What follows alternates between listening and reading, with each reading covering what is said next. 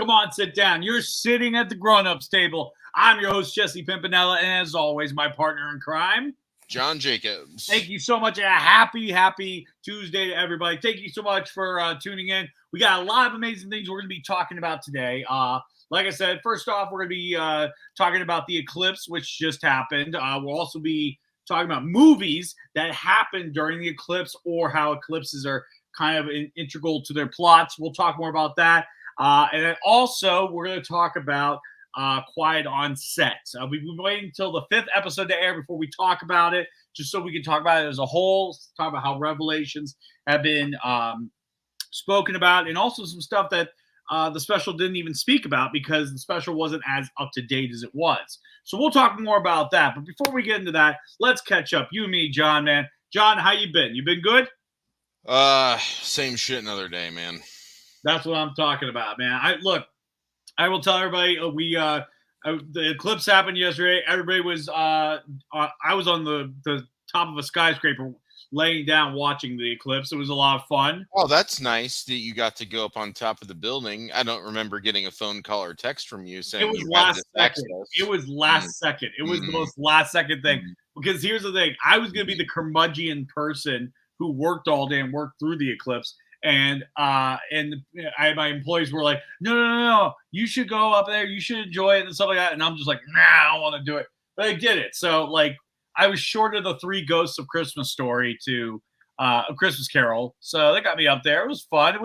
Wasn't like, I mean, you know, at the end of the day, like, it was just an eclipse. You know what I mean? Like, this wasn't an eclipse, dude. This eclipse was something that a lot of people are only going to get to see once in their lifetime, and that was yesterday. So, yeah, I think you need to dial back your pessimistic there. It was a look. My rent didn't get paid.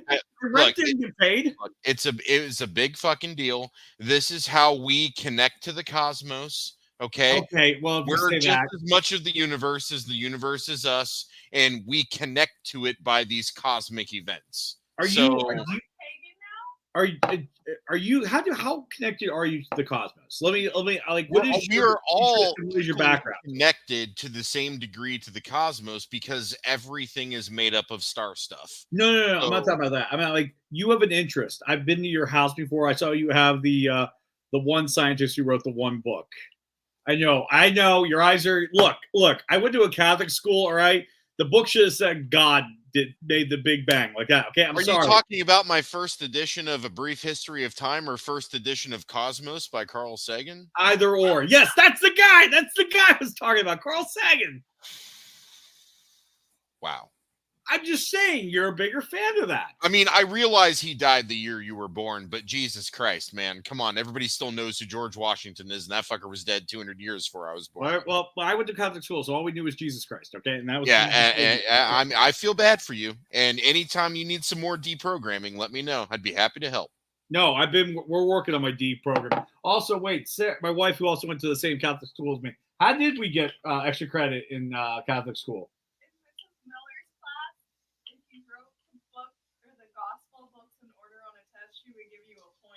If you wrote the gospel books in order. Yeah. The four that they did.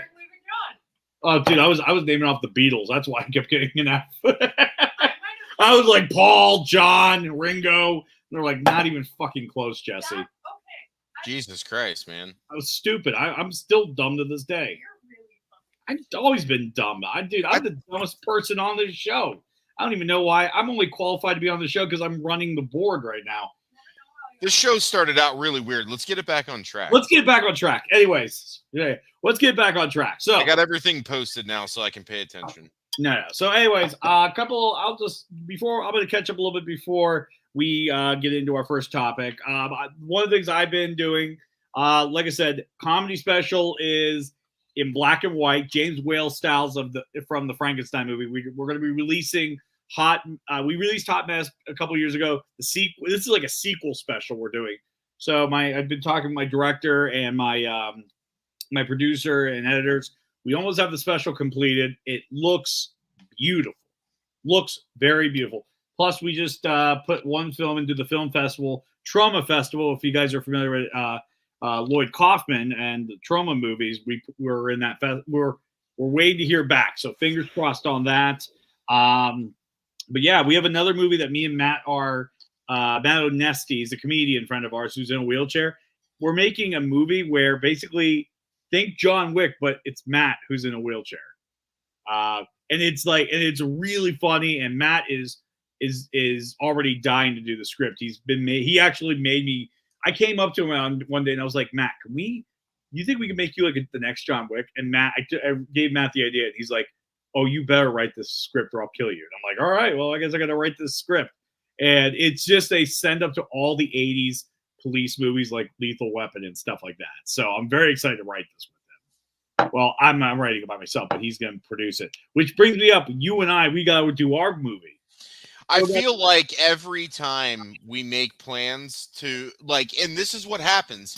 We even carve out a whole day and it'll be like, this is our writing day. We're going to lock ourselves in my office. We're going to write this quick thing that we've been saying. And then we're going to start gnomes. And it never happens. Our schedule always comes up or we get sidetracked into something else. I beat you in Mario Kart. I mean, the list goes on and on. Yeah, the list does go on. Which, oh yeah, you did beat me in Mario Kart. I remember that one time. That was a while ago. Which we'll have to fix that. I'll fix that. Bring out Double Dash. Come to my house and bring out Double Dash. You're not allowed. What? You're not allowed to come to my house and win, especially in Mario Kart. You've lost your mind. Yeah, no, it will happen. It'll happen. Speaking of things that only happen. He said no. Well, I heard that.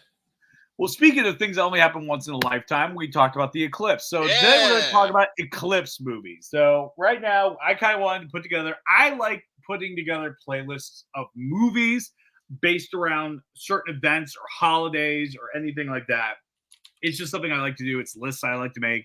So I thought, like, oh my God, there has to be a list of eclipse movies. And believe it or not, there are actually a ton. Believe it or not, there is a whole Wikipedia page for eclipse movies. Did you know that? Just movies where eclipses are in there. Well, hold on. There's two different things, though. Yes. There's films that just have an eclipse, and then there's films where the plot is around the eclipse. What are you referencing? It's going to be a little bit of both because it's not a black or white thing because certain movies, so just so I can explain it out. So there are certain movies where it's contingent upon the eclipse happening. Something about the eclipse happening, the movie's contingent upon. Then there are movies where it is surrounded with the idea of the eclipse happening, where the eclipse is a part of the plot, but it's not like do or die. Then there's like, okay, an eclipse can happen during the movie, but it's not a big deal. We're trying to stick in the first two categories where either A, it's integral to the plot, or B, it happens during the movie and it happens in a very climatic way. So does that help narrow down what we're talking about? Yeah, I mean, there's not a lot, okay? But there's a couple of gems worth talking about. So where do you want to start? Or do you want me to pick one? Are you going to pick one? Yes. Hold on one second. Hold on. Let me pull up. Let me pull up a couple right now. So first one we're going to talk about is. So let me give you a good example. Little Shop of Horror. Okay. A lot of people call this an eclipse movie because the eclipse is the origin of the monster. Yeah, like I think that's fair in this. I was gonna gripe about something else, but I'm gonna let that go and just say, "Yep, eclipse movie." Here we go. Oh, no. But you're open to it. So why would you say it's not an eclipse movie? No. We're good. We're good with this. Trust me, we're good. I mean, for me, horror. If you could make something come from an eclipse and it's integral to the plot, without the eclipse, or it wouldn't have occurred. We would not have Audrey #2.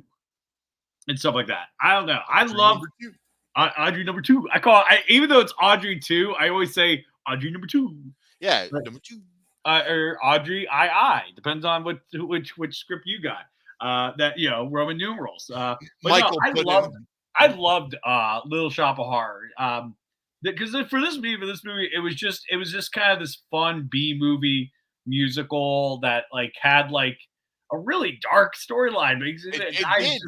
People He's were just murdered feeding and people fed to the plant. And I watched it as a kid. I loved it as a kid. We had it on VHS, but it wasn't a store-bought. We recorded that shit off like HBO or something during a free preview on our VCR. I know that some people watching may not even know what that is, but that's okay.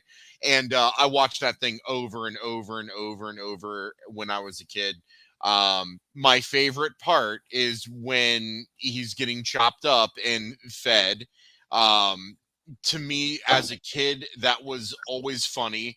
And when there's conversations about it, he's like, I saw you kill him, I saw you chopping. And like I would just like walk around my house saying those lines. I don't know, it's weird. Yeah. But I loved it as a kid. And I'm not much into like musicals and like Broadway stuff. It's just not my cup of tea. Yeah, But yeah, I no. can assure you that I would absolutely go to see Little Shop of Horrors. If it was a good production, I had good seats. I would definitely go to that. That's one I would absolutely go to. Short list, but that's absolutely one I would go see. 100%. Yeah. And also, we talked about this in one of our earlier shows. This movie is actually getting a sequel. People don't remember. Roger Corman and Joe Dante are going to do it. Which, for me, if you have Joe Dante, this is right up Joe Dante's alley. How are you giving me the nod? Like you're one of the original guys who did Sure. Little Shop of Horror. You know, and Arnold Schwarzenegger came back and did Conan the Destroyer, but that doesn't mean it was a good movie. It was pure shit compared to Conan the Barbarian. Christian Bale came back to play Batman, and that worked out for us all. Well, that's a minority example of when a sequel was actually good or better. And maybe we're in this minority. Joe Dante, he came back for Gremlins 2, and look what he did there. And he absolutely ruined it. They made the Gremlin give a guy. Oh, you don't like Gremlins 2? No, Gremlins 2 shouldn't even. Gremlins 2 is the paycheck picture for the studio. They didn't even care about it. You gotta give that a rewatch because they knew people would go see it. You got to give that a rewatch. I do not, sir. I've seen it half a dozen times. That was Joe Dante's middle finger to Hollywood. In fact, I'm pretty sure that was a theater viewing for me. So no, I don't need to. I'm jealous of you. Theater viewing? Yeah. Well, I mean, I'm jealous. I wish I could have done it. No, Gremlins 2 is ass. We don't have a lot of positive examples of these 40-year later continuation things. So I have zero confidence in this. If I'm surprised and it's good, I'll be the first one to say I was wrong and celebrate it. But something tells me it's not. Probably because most of the cast is either retired or nobody cares about them anymore because they're not relevant.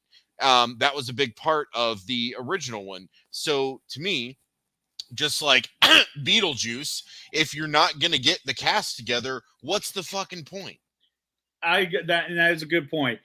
For me, I'm hoping this will be kind of like a Devil's Rejects kind of deal, where the antagonist is more the protagonist throughout the story. They play it like that. I don't know. I feel like if they're going to do another one, it should be a jump the shark. It should be off exactly the rails. like Gremlins 2. It should be a shark jump. No, not to that degree though. I'm not talking about a shark jump into what the fuck did you just do. I'm talking about Audrey's take over the planet. Something cool that's jumped the shark, not something stupid like a female gremlin giving a dude a blowjob wearing lipstick. Hey, look, I don't give a shit. That cracked me the fuck up. I don't care. I mean, we made a movie. We specifically toned down the violence. We turned the lights on set, and we made this movie for kids. And you just put in a blowjob. I know. This movie was essentially the dumb. It was I'm going to do what I want to do movie. I know. Look. This is my Superman 3. Okay, hold on. Pause. I need to talk about this. Jesse, you said this in a text message to me a couple of weeks ago. I said it. I did. You said it on the show last week with Kyle, who did an awesome job, by the way, and we'll be back. And you just said it again. So let me explain something to you. Okay. You're not using this correctly. I feel Okay. like I am. If you're not, okay, if you are going to say that something is your Superman 3, that means it is a film that you have been continuously watching Yes. multiple times per year, Correct. not only since you were born, but since you Correct. have conscious memories. Mhm. And no matter what anybody says, you will defend this film. Now, you can also Yeah. objectively agree on its positives or negatives, Yes. but you will always be a fan no Yes. matter what. And last week, you said that the new Roadhouse was your Superman 3. Sir, Yeah. that is not only impossible since Yeah. it's a new released film, Yeah. but that is patently absurd and damn near blasphemy I to a favorite film. I liked it. I look. There's no way, like, everyone who knows me knows how much I love Superman 3. There's no way a brand new cash cow reboot film that just came out that you could love that film as much as I love Superman 3. It's not possible. You are exaggerating, sir. Only time will tell. So hey, look, if it's 2 years from now, and I'm not passionate about it, if I'm not doing Conor McGregor's that's not a definition of the Superman 3, though. No, You're I'm saying not understanding the usage. That's the problem. I am understanding the usage.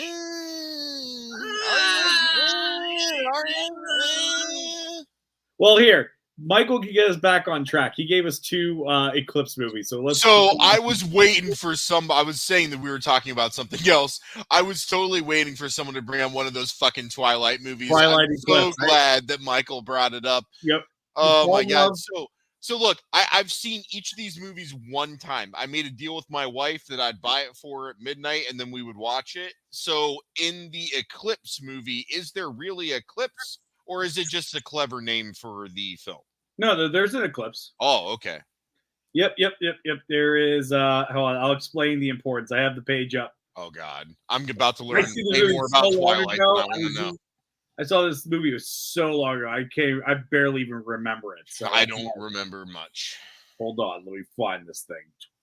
The Twilight Eclipse, because it had something to do like while somebody was falling in love with a wolf and a vampire during an eclipse, and it's just like some power grab thing. Oh, was that part of the vision of the final battle, but then it ended up being all fake, and the whole ending of the movie was probably the dumbest ending I've ever seen in my life? No, it's not that one. I wish it was. Okay. Oh, I was checking to see which one. Eclipse in Twilight. Hold on. I had this all researched out, and then I totally forgot because I just don't see the appeal of these movies. But again, look, I'm not. This wasn't made for me. Wasn't made for me, so I gotta shut my mouth. It wasn't made for a lot of people. It wasn't made for anybody with eyes. Essentially, is what happens. It was, that's how it is. That's how it is. All right. The coolest part was all of the 40-plus-year-old women who were lusting over 16-year-old shirtless boys at the movie theater. That double standard's pretty cool. Anyways, let's continue. I wrote a whole joke about that a long time ago, but let's continue. Yeah. This episode's not about that. I can't remember what it had to do. There was an eclipse in this movie. I'm going to assume there's an eclipse. And there's not an eclipse? There's not an eclipse in the book. Fucking plot twist. They got it. Yeah, Michael said there's an eclipse in it. Michael says there's an eclipse. I believe Michael. Michael, God, I didn't say that. I don't want Sarah beating me up now. Damn. Michael, tell us where the eclipse is. Yeah, if he says on the cover, I'll accept that as an answer. Actually, Sarah, I will accept that as an answer. All right, here's another eclipse movie. Fast and the Furious. There were a lot of eclipses in there.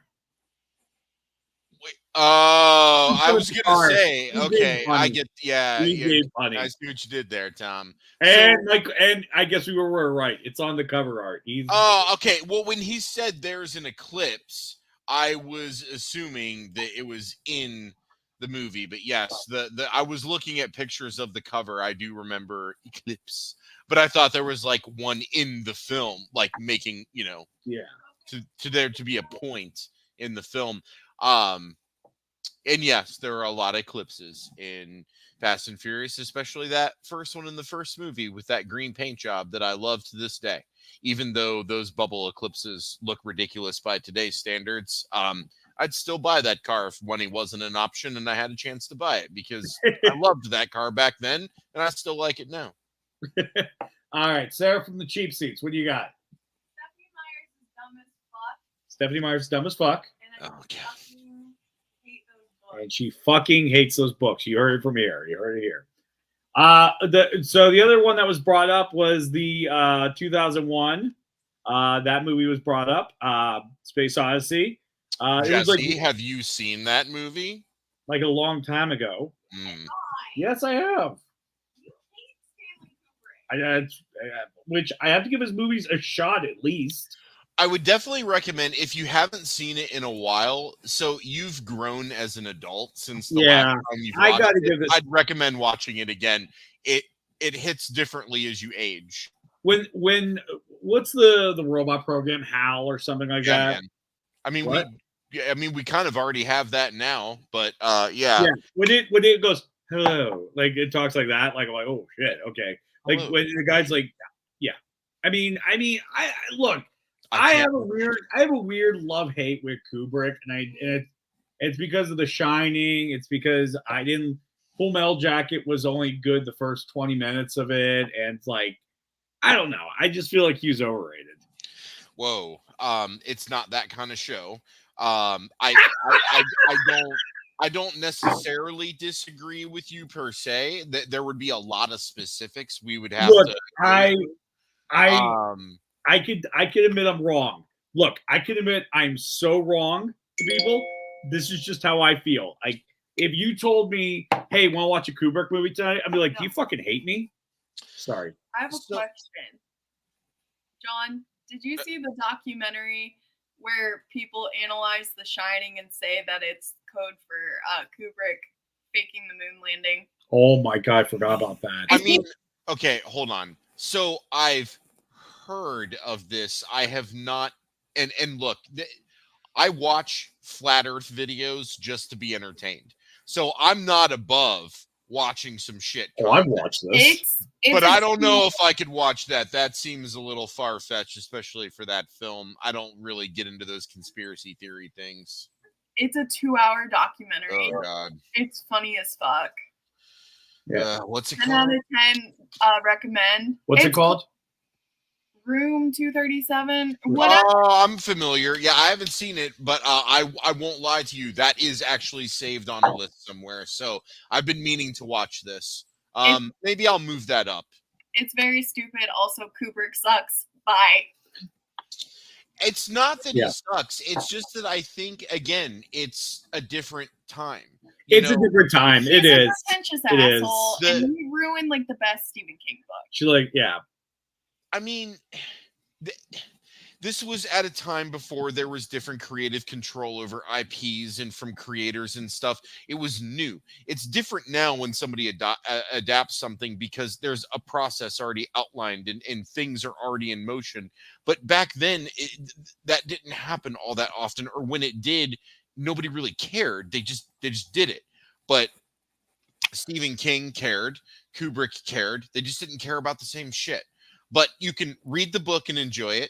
You can watch the film and enjoy it. Or you can watch the 2-part film with the guy from Wings and really love it because that was far closer to the book than the Kubrick film was. I thought it was like 4 parts. No, it's 3. Oh, 3. Sorry, I thought it was 2. My bad. 3 parts. Yeah, no, it's. But yeah, no, I agree. I agree with every statement you said there. I just hate his movies. Yeah, so, I mean, look, I get it. And I'm not saying, like, there are things that I like and things that I don't like about his direction stuff. And look, I'm not saying that 2001 is the greatest science fiction film ever made. It's not, in my opinion. Is it good? Absolutely. Is it loaded up with some shit? It sure is. And does it hold up from 1969 to 2024? Yeah, it holds up. And there's some concepts in there that we're still wrangling with today. But then there's just some loaded up shit in there where you're like, okay, did we really need this? Did we really need this? Like, what was this all about? Yeah. But then again, you get that in any movie. So, you you can go back and forth. I don't hate Kubrick, but he's not my number one either. I do enjoy his films, but I have things that I can speak to critically as well about his films. But I don't hate him. No, yeah, I'm just not as big a fan as some other people I know are. Is all.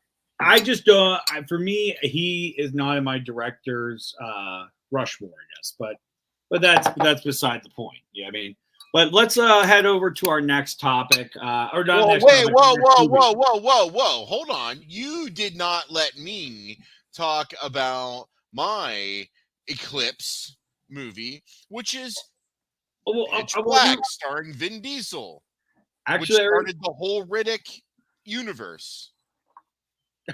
I was still going to talk. We were still talking about Eclipse. I thought we were jumping over to. Sorry, I misspoke. Next topic, but we can talk about. Oh no, my bad. Okay, sorry. I thought we were. No, we can jump ahead. We can jump ahead. We can jump ahead. If you want to talk about the words you used. No, so let's talk about Pitch Black because that's a fantastic fucking movie. Yeah. For like, how many are there now of this? It's like 4. Wasn't it 4? Didn't they release one a couple years ago? Yeah, there's a total of 4. I haven't seen the newest one because I'll be honest, Chronicles of Riddick kind of let me down, but because I don't think it fully got flushed out. Visually, it was fucking amazing. I understood the universe building, but I just don't think it got flushed out enough to where I'm like, okay, I'm locked into this. But I will tell you, Pitch Black, of all the Riddick content, my opinion, number 1. It was the first. It was the original. We got introduced to some really cool concepts. We got some shitty people put shitty situations. We had shit people turn good. We had good people to shit. We had shit people stay shit. I mean, it was great. There was drug use. There was some like sexual tension. I mean, there was shit ever. People getting killed, aliens, you name it. There was some really cool lighting effects that they did to make the planet look like really hot and like the intensity of the light, which I really appreciate. It's just all around a good film. And it spawned, to this day, one of the best video games ever made, and that's the Chronicles of Riddick: Escape from Butcher Bay. If you have not played this game, I'm sure it can be emulated by now. Play the fucking game because it is the prequel to Pitch Black, and it is fucking amazing. And it goes through not only how, but why, specifically, with good reason, why he got his eyes shined. So if you want to play a good video game and you want to play something that actually did do something positive for the universe of that film, play that game. It is amazing. All right, there you have it right there. That's pretty good. I forgot that. I didn't know they made a video game like this. Yeah. I did not know. And talk to anyone who's played it. It's up on top list. Like, I've never met one person that played the game and was like, yeah, that was shit. Not one person I've ever met said that. Huh. I want to check it out. Yeah, because the scores for this game are off the charts. I mean, it's hitting well into. It was a good game. Because it was a good game. That's why. No, I'm totally down. I'm gonna have to check this out, man. I'm gonna check this out. But with this movie, man, I mean, it gave us also Vin Diesel, which, by the way, I love Vin Diesel in this. I love when Vin Diesel, anytime Vin Diesel doesn't play Dom, thank you. But he always does kind of play Dom and everything, because it's not Dom, it's Vin Diesel. Even in Boiler Room, Vin Diesel was being Vin Diesel. Like, I guess maybe I'm thinking of Vin Diesel from the standpoint of Vin Diesel today versus Vin Diesel maybe in the first Fast and the Furious. Oh, he's movie. A lot more focused on family these days because he's older. Yeah. I think if you watch Dom from Fast and the Furious 1 to Fast and the Furious today, there are two different characters because the franchise, you could cut it and it's like some of the movies are on this side, the rest are on this side. That does make sense. His character would change because they changed the entire franchise before the 7th movie.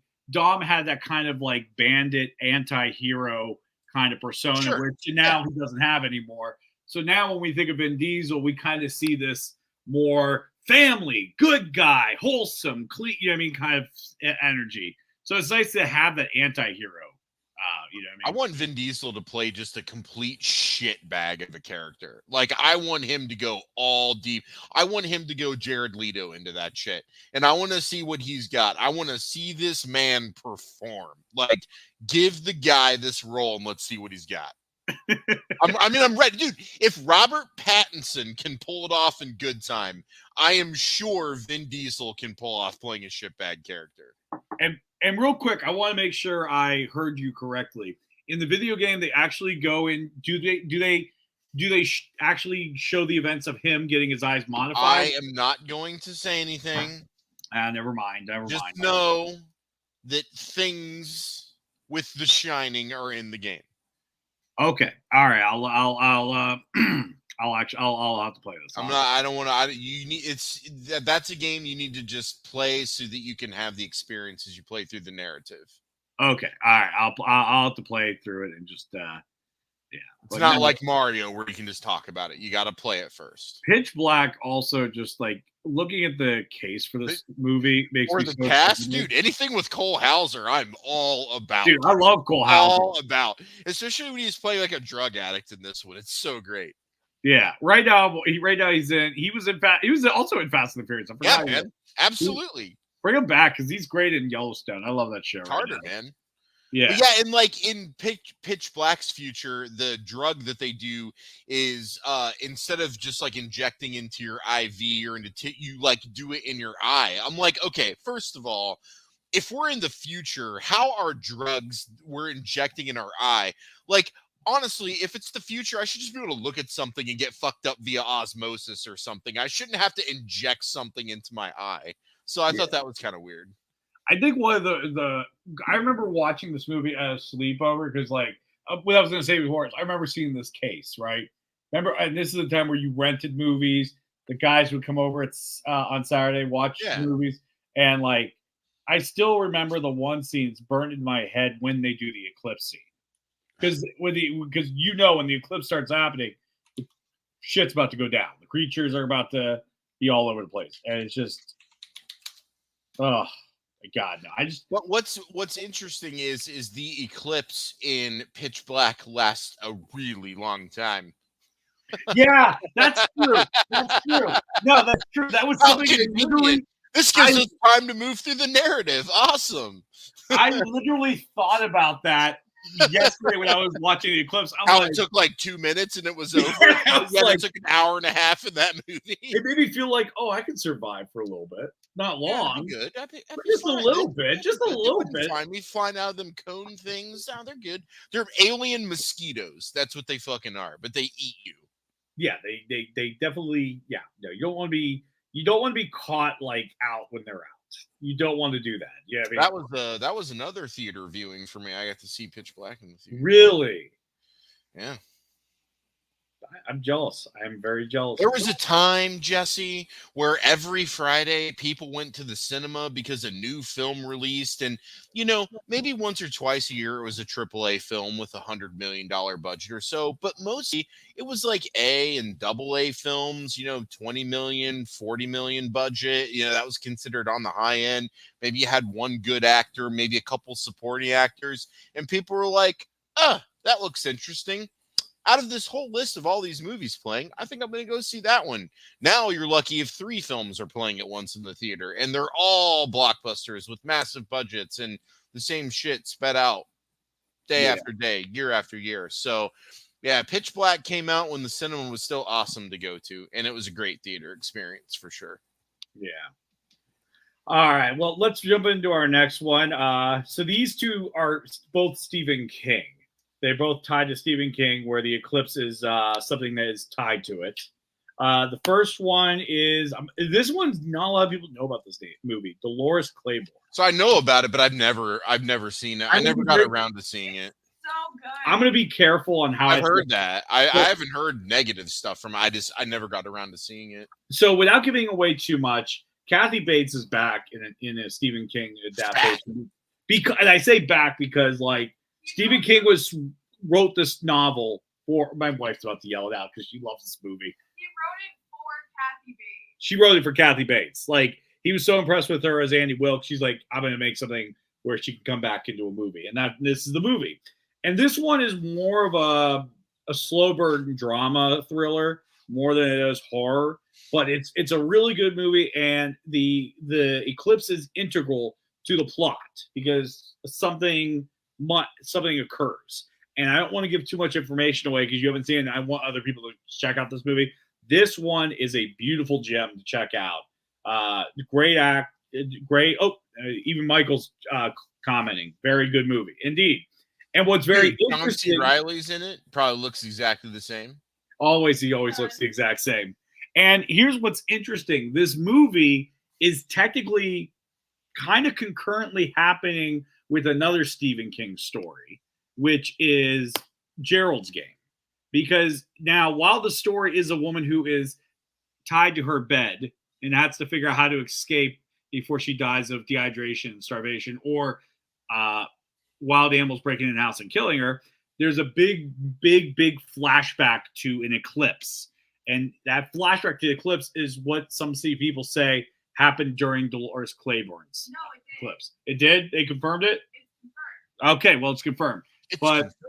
It's confirmed. So these are two, if you want two excellent eclipse movies to watch back to back, these are two excellent films. Watch Dolores Claiborne first so you don't have the ending of it spoiled. Exactly. If you watch Gerald's Game first, the whole ending to Dolores Claiborne is given out. Yes, pretty much. And if you read the books, same thing.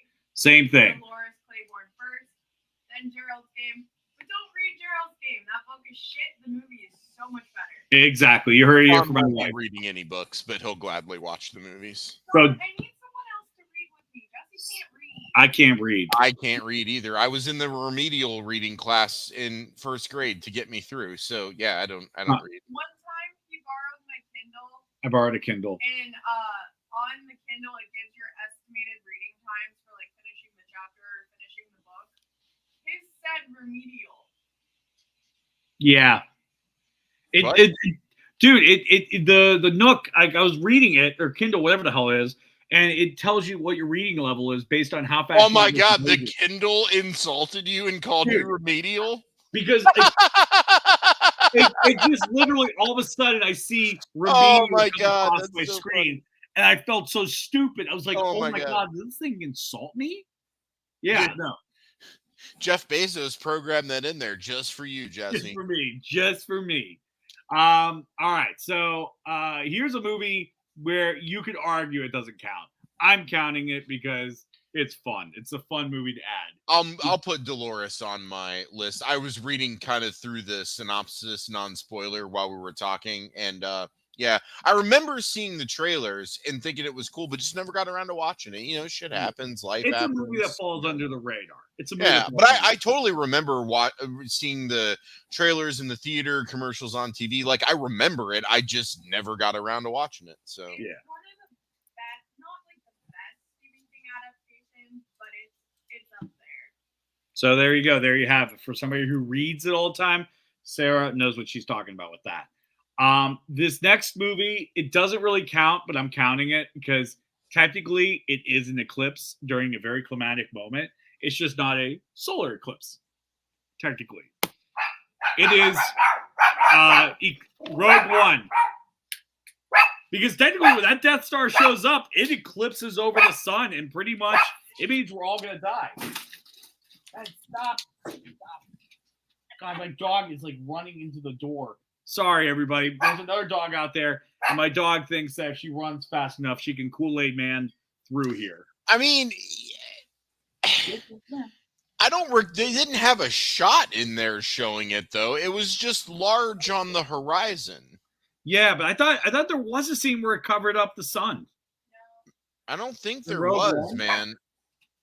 All right. Wait, Sarah, you saw Rogue One? Nicole made me watch it. Okay, now you. Okay. I mean, I've seen the film quite a few times. I don't recall All right, an well- active eclipse. Well, I might be wrong on this one, but for Where your me, head's at? I like where your head's at. I see. yeah, because when I was space station coming in, filling up the horizon. Absolutely. I mean, I get Who what knows? you're throwing down. yesterday, we could have been Death Starred.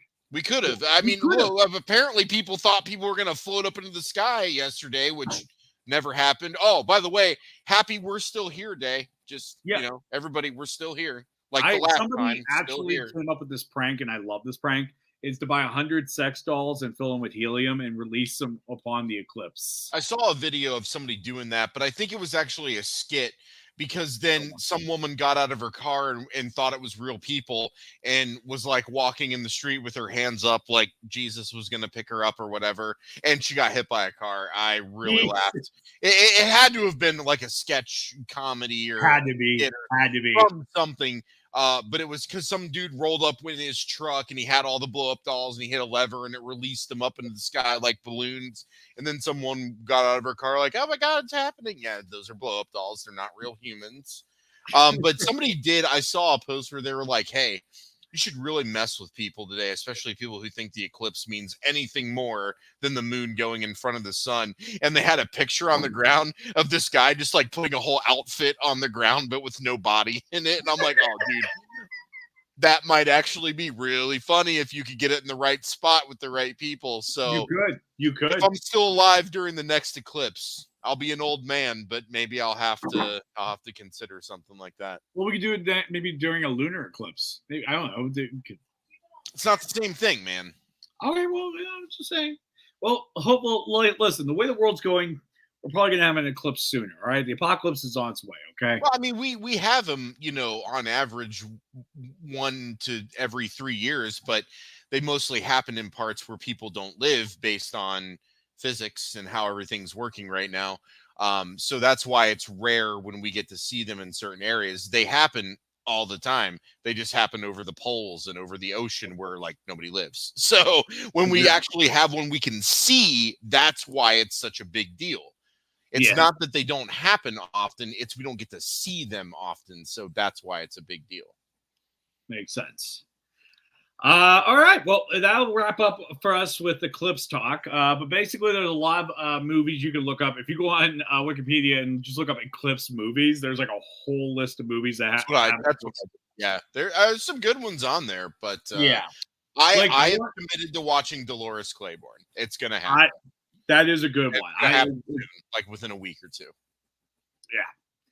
So let's talk about our next subject. So our next subject matter, we're going to handle it with sensitivity, of course, but it's a wild one. It's a wild and awful one because for me, I mean, we grew up with these childhood shows like Drake and Josh, Amanda show, all that and all that stuff. And ID or AKA HBO Max or Max, whatever they're calling it now, they released what was a 4-part docuseries, now turned to 5 docuseries, and revelations have been like revealed on the show, and it is crazy. It is like absolute crazy thing that a lot of stuff has happened.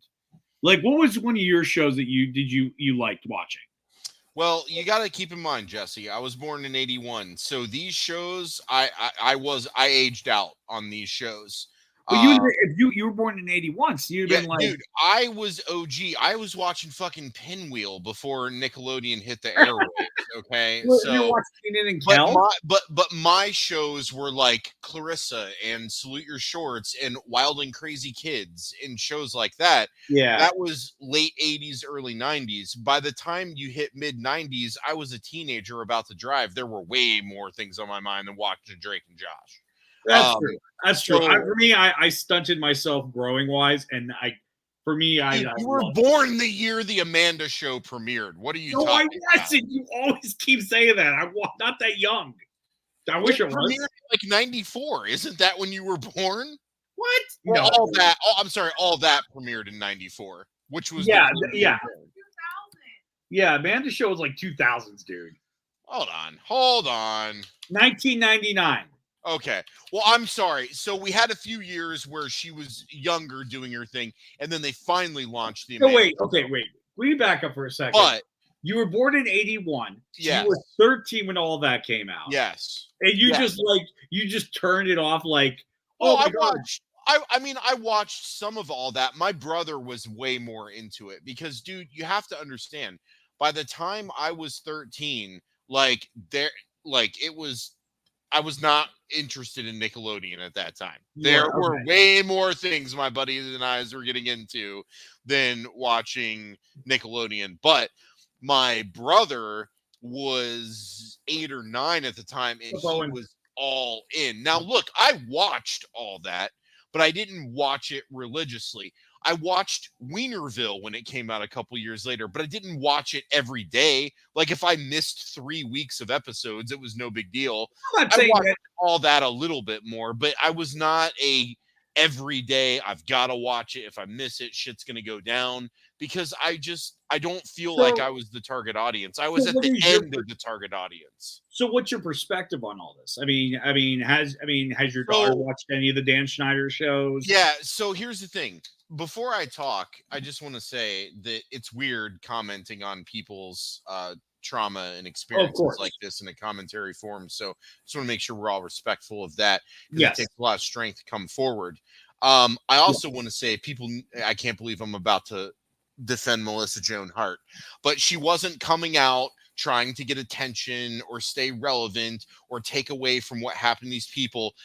She was legitimately asked the question by an interviewer if she knew anything that was going on, and she gave an answer. So stop saying that she's talking to get this and get notoriety and be relevant. Take away that's not. She was asked a fucking question and she answered the question, so stop saying otherwise. But you know, I mean, I can't necessarily comment on the shows because I didn't watch a lot of them, but more so what I can comment on is this should be a cautionary tale, especially with Drake Bell, as to what happens when when you are put in a position to where you cannot protect your child 24/7. And that's what I kind of focus on the most, especially when on the Drake episode, when his dad was telling the story, Drake was telling the story. And when they got to the point where this Brian Peck guy basically knew that Drake's dad was too prevalent in his life to SA him. So he was like, I got to get rid of his dad. And he started that manipulation bullshit to get him against his dad so that he could get his dad. And then once his dad's out of the picture, mom's like, oh yeah, you can sleep over at Brian's, and boom, starts getting sexually assaulted. So I feel for his dad because I put myself in that situation as I know to a 12-year-old. And you know, some people have asked me because, like, you know, I've done a little bit of comedy, made a couple movies, done some podcasting, you know, and they're like, hey, what would you do if your daughter wanted to do something entertainment, whether it's modeling, acting, singing? Before, when I was like, right when she was born, I was like way more open to it. But now, and I'm not saying it wasn't just this documentary, but this documentary just reaffirmed what was already in my head. There's no way I would let her do this, because even Drake's dad, who did the best that he fucking could, make sure no one messed with his kid, and he saw it. He told other people, still protect him, and it still happened to his kid, man. Fuck that. It is not worth the fame that because look what happened to Drake, and this explains everything, because I remember in the early 2000s when he started going on his, like, not Ezra Miller rampage, but kind of sort of, and I was just like, dude, another child actor. But in the back of my mind, I'm like, there's a lot of child actors that team to go through this. Gee, I wonder why. And it's like you just start connecting dots. And when he's telling his story, his dad's telling his story, you have other people telling their story. It's just like this shit happens constantly. It's been happening since then. It's happening now, and it's still going to happen going forward. And there's like all those things from Nickelodeon, like, oh, we have all these safeguards and measures in place. No, you don't, because the shit still keeps fucking happening. That's the whole thing. And it's like, we shouldn't have to. We shouldn't have to have safeguards to have kids be actors. But because grown-ups are so fucked up, and there are so many grown-ups who are fucked up, we have to do this. So that's the problem. The problem isn't that we have to do it to protect kids. The problem is we have to do it at all. The fact that we have to do it is just insane, that there are this many sick fucks out there that want to diddle on kids. And I'm sorry, but go somewhere else. Like, this is not what we're doing here. And, you know, there's no way that you as a parent can guarantee that you could protect your kid 24/7 in that industry. I mean, even if they had something like a union that was like a kids union where like the parent or guardian plus like one union representative like had to be with the kid at all times, no matter what, it would still happen because they find a way. That's already a thing like, that's there and it's already failing. Like, it's going to continue to happen. No matter what you do. And that's the sad part, is that these kids are still going to get victimized like this. And I was so disgusted watching through everything because it wasn't anything new. We've heard all this before, but when it delivers in a presentation of these are shows that you fucking remember, you either watched them, you know about them, you had a sibling or friend that watched them. It's not just, oh, I heard about this actor. I wasn't alive when he was acting, but I heard he was molested, so I understand. No, these were people that were going through it when you were fucking watching the show, dude. Yeah. And so that's, to me, that's far more impactful and far more eye-opening that this shit was happening right in front of everyone, and no one did anything to fucking protect this kid. I think what also was disgusting about it, and the reason why we talk about this is because it's so, because like I said, just as the state, I mean, anybody who's came forward and told their story, I mean, I can't say enough how brave they are for telling the story. And it's important that they tell their stories because, I mean, like this system, this very sick conglomerate has been hiding in plain sight to the point where it's functioned in a way that shocked me. Like, two of the biggest things that shocked me when I was watching it was, number one, that the Brian Peck guy, after 17 or 18 months, the fact he only got 18 months. With positive confirmation. But he pleaded no contest. I'm sure there was a back end deal or something. There always is a back end deal. You don't plead no contest unless there's like a deal somewhere. But the fact that he got a job immediately with Disney is just like, we didn't know. We didn't know. What the fuck do you mean you didn't know? Like, dude, someone told me like they got turned down to work at Sheets for their background check. Yeah, there you go. The hell did guy get a Disney job with kids? I'm just like, so it's mind blowing. But then the second mind blowing thing I found was that it was a common practice that they paid people hush money upon show cancellation. Like that makes sense. That blew it. Well, I mean, it makes sense. It makes sense. But the fact that it was just like, hey, let's just come up with a common practice just to get around this. It's like, that's weird. That you have to do that. That you have to, because even Jeanette McCurdy in her book, she was talking about like how when the show got canceled, she was excited, and the person's like, "Oh yeah, we're gonna give you $300,000." Why am I? It's like, imagine your last day of employment, your boss gives you $300,000. Yeah, but that's not like a lot of money when you're making not a lot of money on a series. That's like Henry Hill getting the $3,000 from Paulie, and Paulie's like, "Now I got to turn my back on you, peace." Back then, that's a lot of money for a child actor because of how dirt poor they're paid. I mean, the fact that they have to have a Coogan account is one of the biggest injustices of Hollywood. Are you familiar with the Coogan account? No. Okay, so this is something Sarah turned me on to. Jackie Coogan was the original guy who played Uncle Fester in the TV show Addams Family, right? Okay, He was a child actor. Yeah. And what happened was his parents, like, floundered all of his money to the point where when he came of age, he had no money. He got Macaulay Culkin, dude. Yeah, imagine being famous forever. You're broke. So the Coogan account, I think, takes off 10%. So that goes to you no matter what. Well, the 90% can be done with whatever the parents feel. It's a weird law. Shit deal, but okay. It's a shit deal. Oh yeah. It's still a shit deal. The person doing the labor should definitely be getting, if they can't get 100%, that's why they can. But that's why they could throw $300,000 at you and be like, "That's enough." Yeah. That's because it is. I mean, a lot of these guys aren't getting residuals for their work. You know what I mean? They're not because they were too young. Bullshit. They were too young. I mean, imagine the people that are Drake and Josh, the parents are getting residuals. The fucking it's fucked up. Are getting residuals. The people that the show is named after don't get residuals. Like that is. And that's like a shame because, there's definitely shit parents in Hollywood. You hear about it all the time. But then you have a dad like Drake's dad and still couldn't stop it. Dude. And that's what's so upsetting. It's like, I'd understand if it was a shit parent who just cared about the money, didn't care about the kid. Like, that broke my heart. Because you weren't paying attention, you didn't care, you allowed this to happen. But dude, Drake's dad was on top of the shit constantly. Dude, he was. He got manipulated like everyone else. And I feel like I feel for him. And when he was talking about like, when you're a parent, you understand this a lot more because it's about protecting your kid. And he just like broke down and I'm like, dude, I'm there with you. I get it. I 100% get it. Because if something like that happens, you automatically feel like you failed as a parent.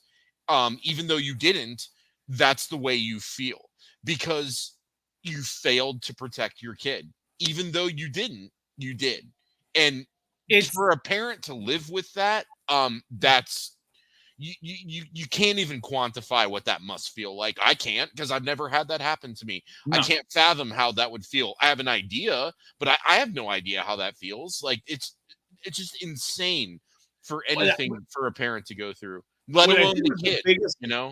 One of the biggest insults to this whole thing that came out was like after the 4 episodes came out, Dan Schneider released his own little apology video. I don't think I did anything wrong, but I'm sorry if I did. I'm like, dude, I love how he hired his own moderator who had and pretty much wrote the script to everything he's saying. Because like at one point he was like, yeah, just cut all the jokes. Yeah, just cut every single joke. And I'm like, well, everybody like thinks like, oh, how noble are you? It's like you're asking everybody to cut the jokes so that there is no evidence of the dirty jokes that you did write.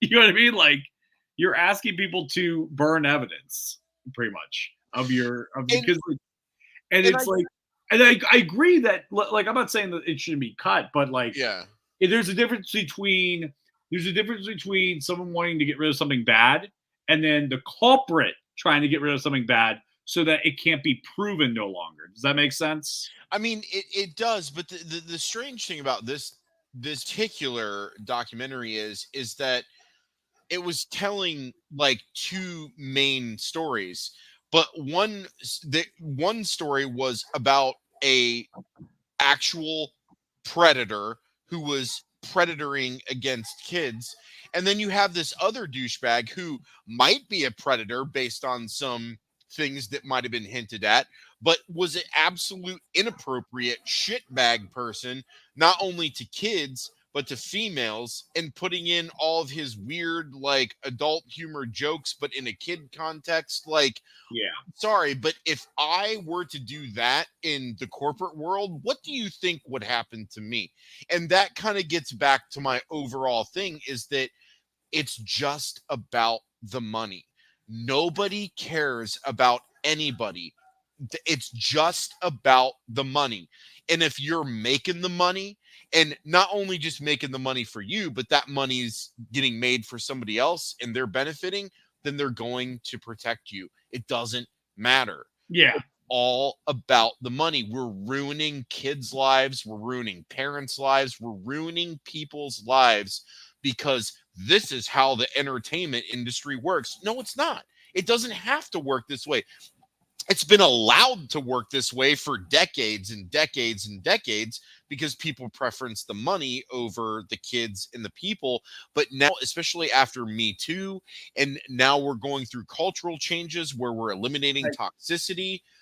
These types of things are what's going to drive the change in that industry. But there are so many fucked up, sick pieces of shit that are working there. I mean, just because you've got Harry Weinstein or Harvey, sorry, doesn't mean that you've fixed the problem. You got one bubble in an ocean of fucking bubbles. Keep popping them. Like, you don't just stop with one, right? Mm-hmm. And so that's the thing, that even though we're making these cultural shifts and we are physically now trying to do better, it's not just saying it anymore. We're actually now to the point we're taking action. It's going to take a lot to clean that fucking house up. Oh, it's good. It's And going to take a it's just long. fucking ridiculous, man. It's going to take a long time, and it is depressing. It's depressing because the people that were affected by a lot of the victims and the cast members and all that stuff. Like you look at them and like, for me, like they shaped a lot of my childhood. Like the humor and Absolutely. all that stuff. And it's so hard to look at something that brought me so much joy in a time in my life where I wasn't happy. Yeah. It's I was, tainted. it's That tainted. that And thing. I don't by means want to sound like a victim here at all. No, but But I could understand. But here's what I yeah. understand. I understand this. Here's what I understand. That okay, comedians of any kind, uh, they sometimes the most depressed comedians are the funniest comedians Yes, absolutely. because they harbor some sort of depression that is so hurtful to them that anytime they see anybody else out there who has any degree of that, they will throw their whole body in front of that to stop that Yep. immediately. I mean, Robin Williams is a great example of that. Exactly who first came to my I mind. mean, like so a lot of times it's like this depression doesn't look like sitting in a corner smoking, drinking. Right. It's sometimes it could be the loudest guy, the funnest guy. I mean, because like Amanda Bynes, like she was hilarious. It still is. I mean, everything she touched was gold, and it's really They sad. ruined her though, dude. It's sad to see it ruined her. We had no idea what it was going through, and it's like if it's at the highest of highs, then it's at the lowest of lows for them. Yeah. And it's a really depressing thing, and I hope this show opens up a lot of healing that obviously needs to be done, and now the healing can be not only seen in public, but also it'll shine a light in a dark corner of the business that's going to make people go, okay, we have to clean house. This is not good. We are going to draw the line here. Anybody past the line already, we're going to work on their healing process. Anyone before the line, you're either a part of the problem and you got to go, or you are, for healing. I mean, essentially.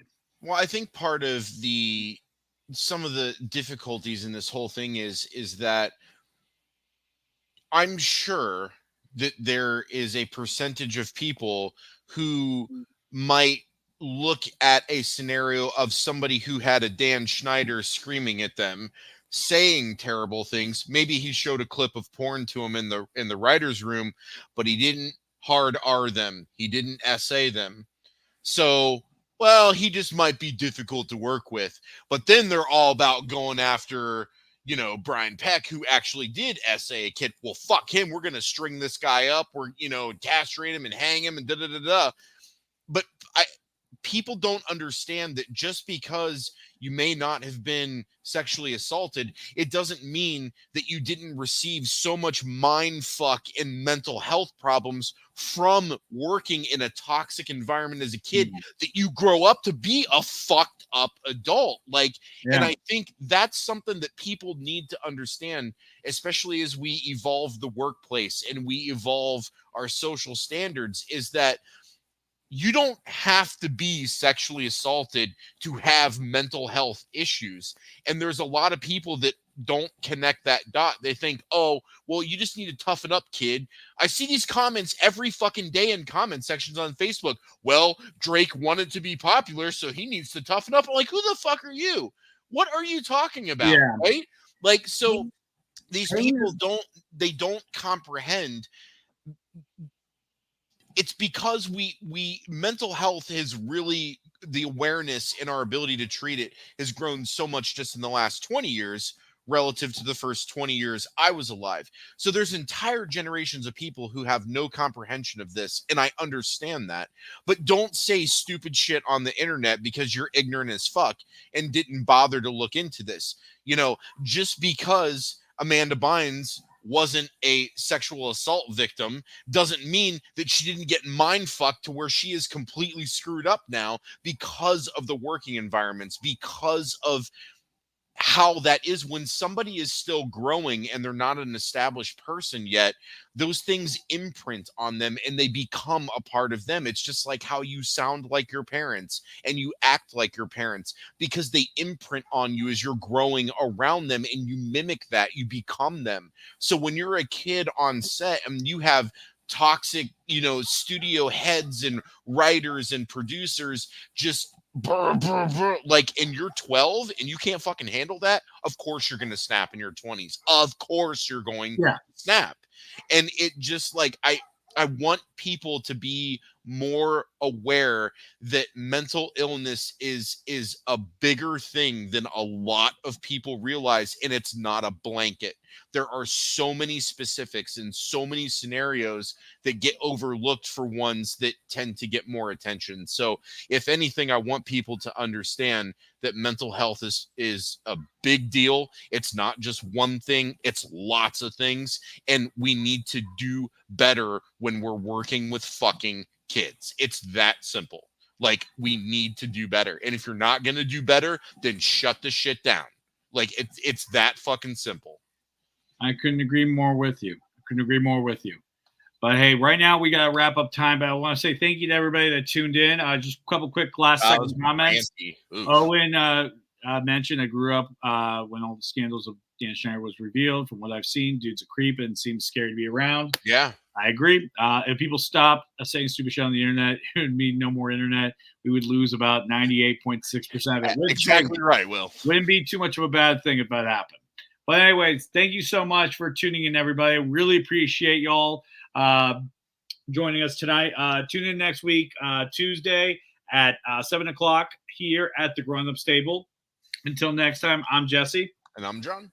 You've been sitting at the Grown Up Stable. Thank you, everybody, for commenting, and have a wonderful night. Take care.